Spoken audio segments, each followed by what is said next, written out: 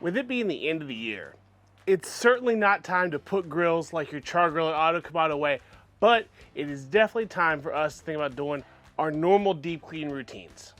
Now, we've got other videos on the channel of how to deep clean this cooker, but after 2 years of heavy use, this is my back porch workhorse cooker.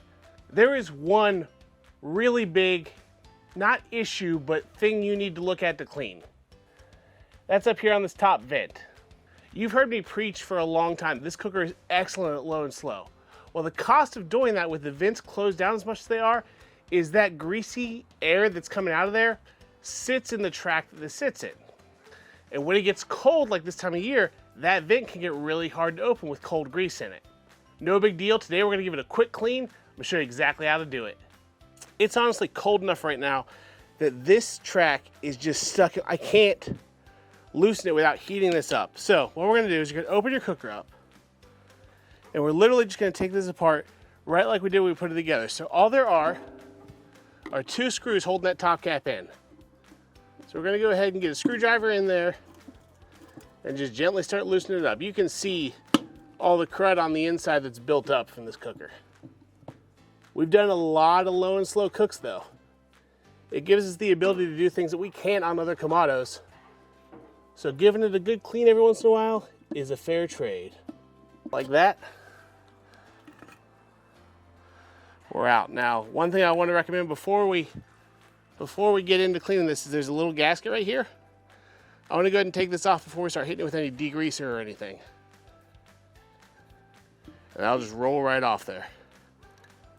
But yeah, you can see all of the grime and everything else that is built up in there. It's a lot, we're gonna get it right off. Now there are several different ways to get this thing cleaned up. You could go with just Dawn soap and warm water, let it soak, that'll probably take a while. And I don't know that this is the best way, but this is the way that we're gonna get it done today. And that's with some Sam's Club, just general degreaser. And you're gonna need a brush, maybe a couple different sizes. I'm gonna start out today with this little toothbrush that I used. So we've got our cap here. In this track is where, like I said, you get a lot of grease. So also, just a note, you don't have to, but when I use degreaser doesn't care where the grease is. So it'll try to break down the fat in your skin. So generally I glove up. It doesn't really hurt you bad, but it'll make you tingle. So we're just gonna coat this thing inside and out. Let this degreaser do its job. Like I said, we'll work this track with that brush a little bit. And this might take a couple of runs. But after that, we're just gonna get in here and just start letting it work. The way degreaser works is kind of a chemical reaction, so it just takes time. And for this formula to interact with the fat from the grease, you can see the colors coming up there already. We're just gonna work it around in there. Give that some time. We'll go ahead and work it around on the inside because there's plenty of stuff on the inside that needs cleaned out. Basically a bunch of creosote right there.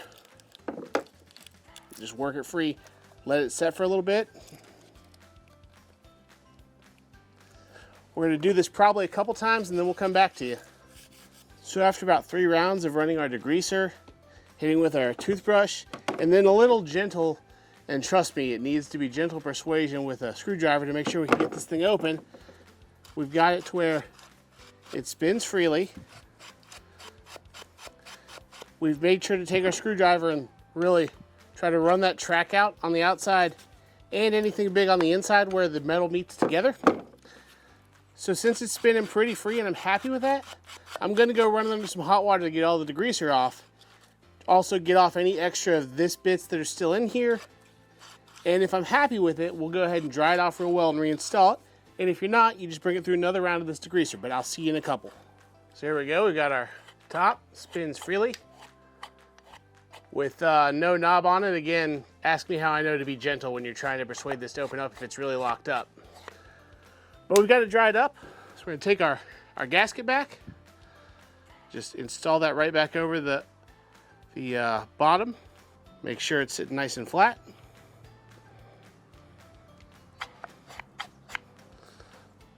Set it back in. Go ahead and get those screws started back in.